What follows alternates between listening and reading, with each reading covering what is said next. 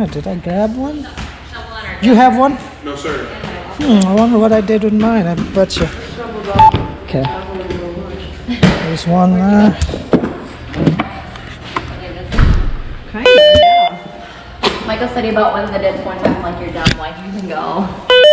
Where'd he go? He went up to Allen for fishing. I didn't even know he was going. Let me see. I got. Really? There should be one more. 1, 2, 3, 4. There's a one in your... Let me check my truck. Yeah. Let me check it.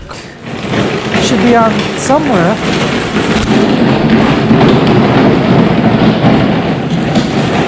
And then get the fuel here too. You know how to use one of these? What? Yeah. You know how to use one?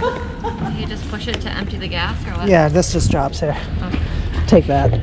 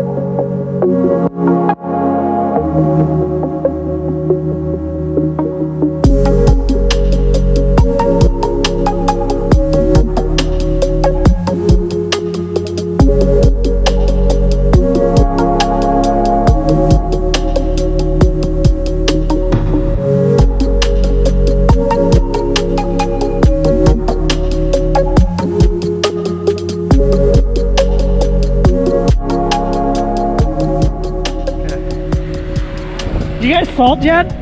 Here? Yeah. Oh no. Yeah, gotta salt this one. Oh. Yeah. Salt the sidewalks. Alright guys, we are done here. They're gonna salt the sidewalk. I'll come back and salt the driveways.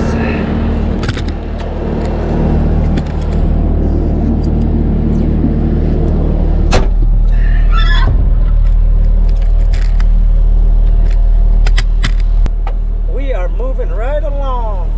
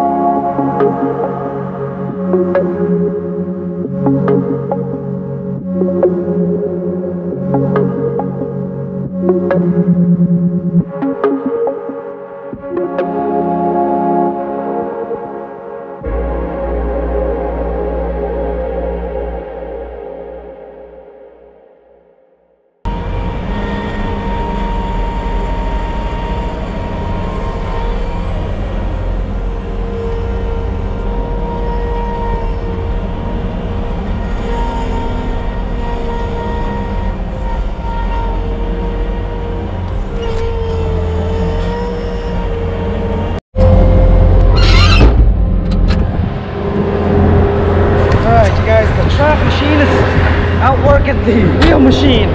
Look at this.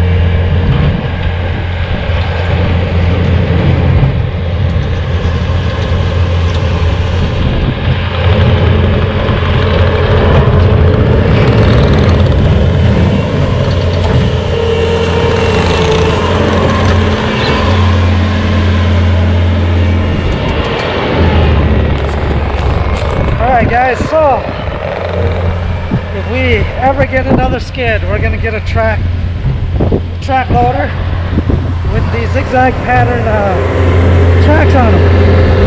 We use it for landscaping and snow removal. Man, that thing is a beast. You guys, since we changed out the tracks from C pattern to the zigzag pattern, it's a workhorse. I should have got that a long time ago. I'd highly recommend it, you guys, on them tracks. Those zigzag tracks for snow removal. So, look at that. That's a hill. That's an incline. There's no problem going up there, and it is wet and slippery, you guys. So.